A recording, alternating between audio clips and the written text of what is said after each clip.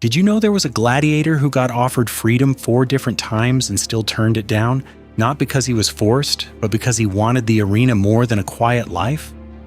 Rome did not just build fighters. Rome built men who became addicted to risk, addicted to the crowd, and addicted to the feeling that the whole empire was watching.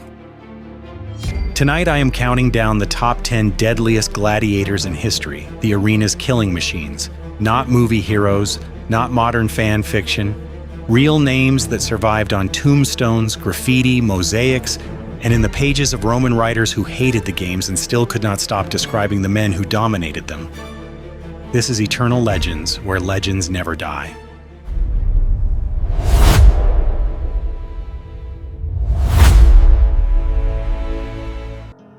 "2,000 years ago, a fan in Pompeii scratched a scene into plaster, a heavy gladiator standing over a defeated opponent who has dropped his shield. That is not a myth. That is the kind of proof historians dream about because it captures a moment of public obsession that no official inscription can fake.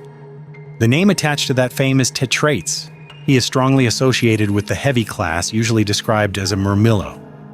The murmillo was built for pressure, big helmet, large shield, short sword. The job was to close distance, force errors, and punish any hesitation. In the wrong hands, that kit turned a man into slow armor. In the right hands, it turned him into a wall that moves forward until the opponent runs out of room. What made Tetraites terrifying was control. Heavy fighters who win consistently do it by dictating tempo. He forces the opponent to back up. He chooses when blades touch. He decides when the exchange ends. For the man in front of him, the fight becomes smaller and smaller until there is nowhere to breathe. Tetraites also became a commercial icon. Roman society loved merchandise tied to the games. People bought cups and ceramic pieces stamped with famous fighters. Not because those objects were sacred, but because popularity was currency. If your guest saw a champion's name in your home, your guest knew you followed the spectacle. Your guest knew you had taste that matched the crowd's obsession. That matters because Tetraites was not only winning fights, he was winning attention across social classes. Gladiators were supposed to be disposable tools. Tetraites became conversation. He became a name people argued about in public. Pompeii's graffiti proves fans remembered his duels the same way modern fans remember championship moments. The city died, and his reputation stayed on the walls. Now imagine being so lethal that the most powerful man on earth starts treating you as a personal treasure. Spiculus did something most gladiators never touched. He crossed into the emperor's private circle. Gladiators were officially branded as infamies, men without the social dignity of citizens. Even champions lived under that stain, yet Spiculus is remembered as a fighter Nero rewarded with wealth and status far beyond what the gladiator system normally allowed. Ancient accounts describe Nero granting him estates and privileges that made senators furious. Spiculus fought in heavy roles, often described through the lens of murmillo or hoplomachus styles. The exact label shifts across retellings, but the core stays steady.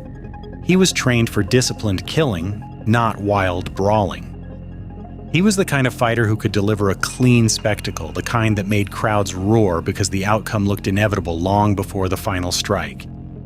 Then history turns cold. When Nero fell, the Senate declared him a public enemy. He ran. He hid. He spiraled into paranoia. Ancient writers describe Nero desperately searching for Spiculus in his final hours, wanting the gladiator to end his life. Think about what that means. Nero did not reach for a general. Nero did not reach for a loyal guard. Nero reached for the man whose hands were trained to kill without hesitation. Spiculus could not be found in time, and Nero died by another hand. That detail is more than drama. It shows Spiculus was not just entertainment, he was the emperor's idea of a perfect execution. If you were a gladiator in Rome and you heard that the emperor wanted a fighter's hand at his death, you understood one thing immediately. That fighter was feared at the highest level. In the arena, preparation mattered. A retiarius trained to trap heavy fighters with a net and trident. A secutor trained to chase and smother the retiarius before the net decided the fight. A murmillo trained to absorb pressure behind a shield and punish openings. Every class had built-in weaknesses, and every school drilled counters. Hermes was dangerous because he did not stay in one box. Roman writing treats him as a rare kind of gladiator, a man with the ability to succeed across multiple styles. That breaks the matchup system. It breaks the training plan. It breaks the opponent's confidence. If a fighter knows he will face a secutor, he trains for that posture, that shield angle, that forward pressure. If a fighter knows he will face a retiarius, he trains for range control, net danger, and the trident's reach. Hermes could shift the entire problem. A rival could spend weeks preparing for one role, then Hermes walks out carrying a different kit, changing distance, changing rhythm, changing the entire fight. The poet Martial, who mocked almost everyone, wrote praise for Hermes. That alone is a signal. Martial describes Hermes as a fighter who could win without taking damage, meaning he could dominate exchanges while staying clean. In a profession built on scars, winning without bleeding much is not luck. It is a gap in skill. Hermes was deadly because he made opponents feel helpless. A man who cannot be touched changes the crowd's mood. The crowd stops waiting for a mistake and starts waiting for the finish. The opponent feels that shift. The opponent knows he is losing not only against a man, but against the atmosphere of the arena itself. Now we enter the arena's darkest shortcut, power. Commodus fought in the amphitheater, and even if ancient writers exaggerated his numbers, the main truth remains: he wanted to be seen as a gladiator, and he forced Rome to watch. Commodus performed in staged bouts and in animal spectacles where risk could be controlled. He appeared armed and dressed for gladiator roles, often described through the secular identity, the pursuer built to pressure net fighters. But there was a catch that made him uniquely deadly. If you fought Commodus and made him look weak, you did not win. You signed your death warrant. The arena was filled with guards loyal to the emperor. A gladiator could not celebrate a victory over Caesar. Even a moment of accidental superiority could be treated as humiliation, and humiliation was not tolerated. That turned every match into a psychological trap. If a man lost, the crowd laughed and the emperor fed his ego. If a man fought too well, the man risked being executed afterwards. The danger did not come from Commodus's technique. The danger came from the fact that the fight had consequences outside the sand that were not written in any rulebook. Commodus also drained the state with his obsession. Ancient accounts describe him charging massive sums for each appearance, treating the empire as a personal sponsor. That matters because it shows how far he bent the system. The games were supposed to serve Rome's image. If Rome had a perfect duel story, it is Priscus and Verus. The setting is enormous. The inauguration games of the Colosseum under Emperor Titus. The crowd is massive. The city is celebrating power. Then two elite gladiators enter and neither one breaks.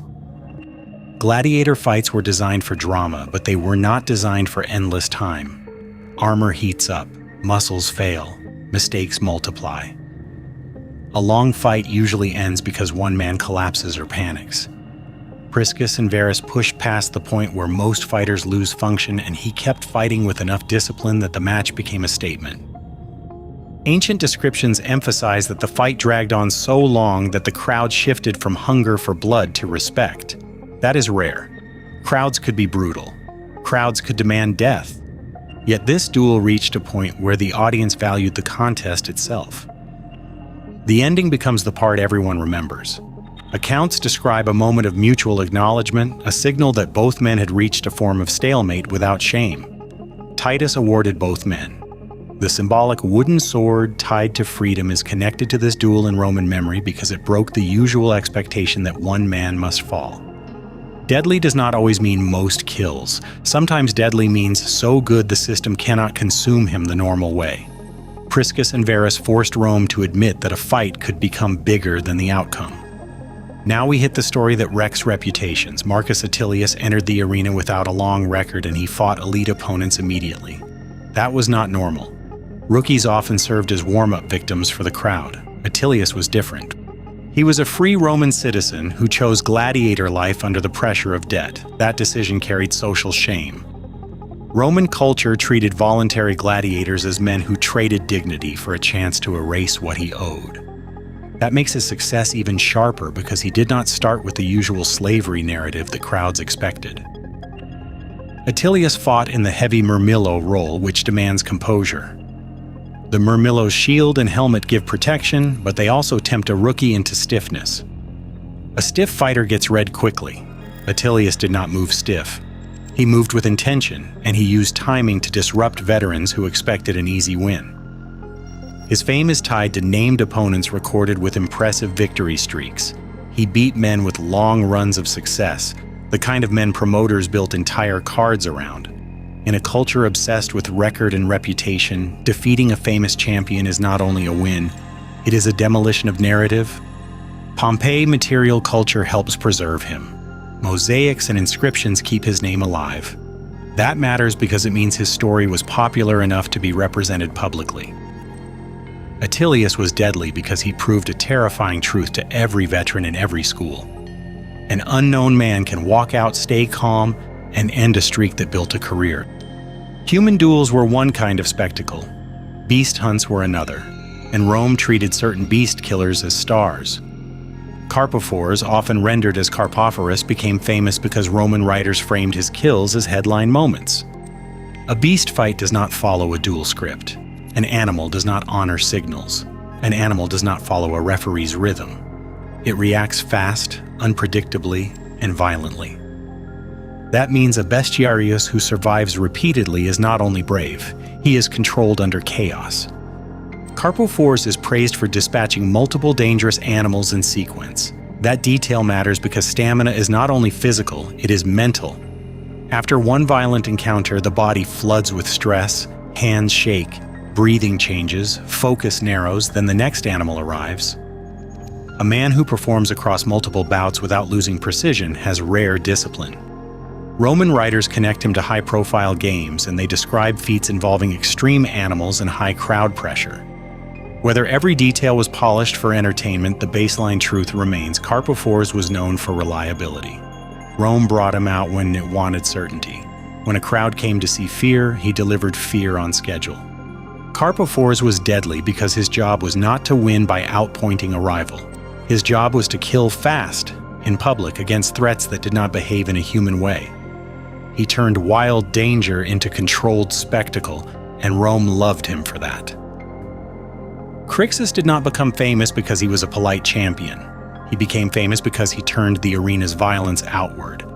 A Gaul by origin, trained as a heavy gladiator, Crixus carried a reputation for aggression, toughness, and direct confrontation. Inside the gladiator school at Capua, he was forged into a man built for crowd approval. Heavy fighters thrived when he advanced without hesitation. The crowd loved pressure. The crowd loved inevitability. The opponent felt it even more because a heavy fighter who never pauses forces panic decisions. Then the escape happened. Spartacus led the breakout that became the Third Servile War, and Crixus became one of the rebellion's most feared leaders. That transition is what makes him truly deadly.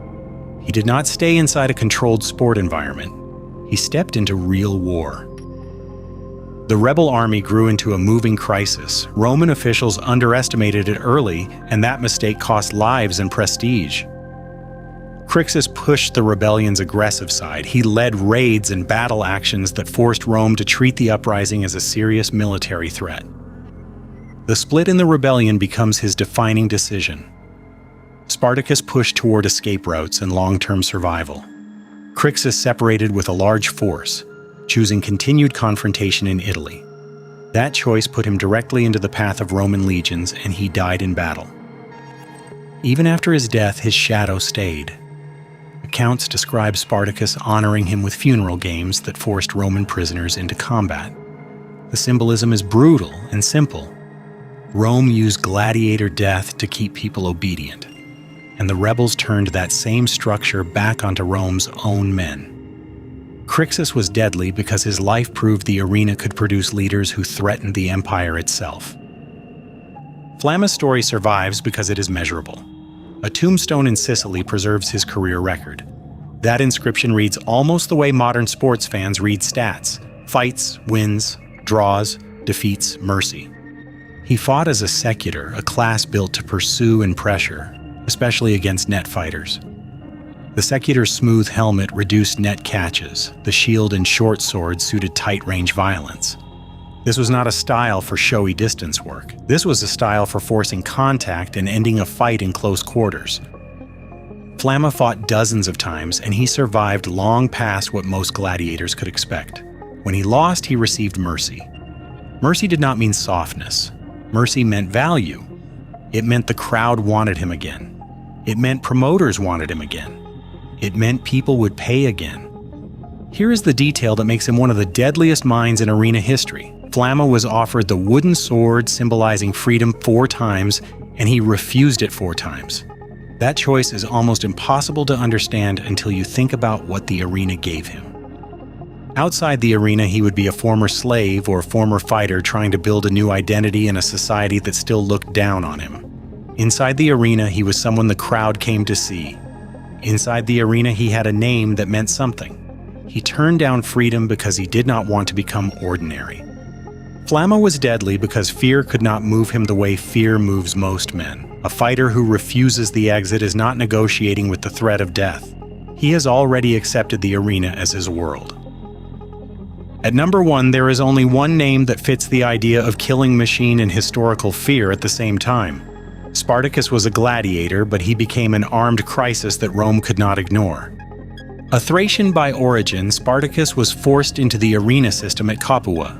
The gladiator school was built to create performers, but it also created fighters with discipline, conditioning, and the ability to operate under pressure. Rome trained him to fight for entertainment, and that training became fuel for rebellion. In 73 before the Common Era, Spartacus and a small group escaped using whatever tools were available at the start. He and his men then armed themselves properly by seizing weapons. That escape did not stay small. It grew fast because Rome was full of exploited labor and full of men ready to gamble everything for a chance to stop living under a boot. Spartacus was deadly because he combined personal fighting ability with command ability. He did not only win duels, he organized movement, logistics, and strategy. He turned a crowd of desperate men into a force that could defeat Roman units in battle. That is the point where Rome shifted from embarrassment to panic. Ancient accounts describe repeated Roman defeats and repeated Roman humiliation. The uprising became a symbol that shook the elite's confidence. Rome's identity depended on control. A slave army winning battles on Italian soil attacked Rome's pride directly. There is a famous story tied to his final period of war where Spartacus rejects retreat and commits completely to battle. Whether every word of that anecdote is perfect, the behavior matches the reality. Spartacus kept fighting when negotiation or surrender was not in his nature. He refused to disappear quietly. He died in battle after Rome organized enough force to crush the rebellion, and the aftermath was designed to terrify the population into obedience. Mass executions along a major road were meant to erase the rebellion's appeal. Yet the name Spartacus outlived the punishment. That is the final proof of his impact. Rome tried to bury him under fear, and it did not work. Why these men were the arena's true killing machines? Here is the common thread across the list. The arena was built to control violence, but it could not control the consequences of fame. When a fighter became too skilled, he became expensive. When a fighter became too popular, he became powerful in a way Rome did not officially acknowledge. When a fighter became too driven, he stopped behaving as a disposable piece of entertainment. Tetraites shows how a gladiator could become public culture. Spiculus shows how a gladiator could become personal power in the emperor's orbit. Hermes shows how versatility could break preparation and create fear. Commodus shows how authority could make the arena itself a trap. Priscus and Verus show what happens when skill is so high the system refuses to consume both men. Atilius shows how an unknown can shatter champions. Carpophorus shows how Rome turned wild danger into entertainment. Crixus shows how a gladiator could become a war leader. Flamma shows obsession that rejects freedom. Spartacus shows rebellion that turns training into revolution. If you want the next story, remember this. The arena was not only about fighters, it was also about the rulers who used spectacle to control people. Next on Eternal Legends, we go into the political side of fear. Top 10 most ruthless Roman emperors, power without limits. Who was your favorite gladiator on this list? And who do you think should have made the top 10? Tell me in the comments. Leave a like, subscribe to Eternal Legends, and I will see you in the next video.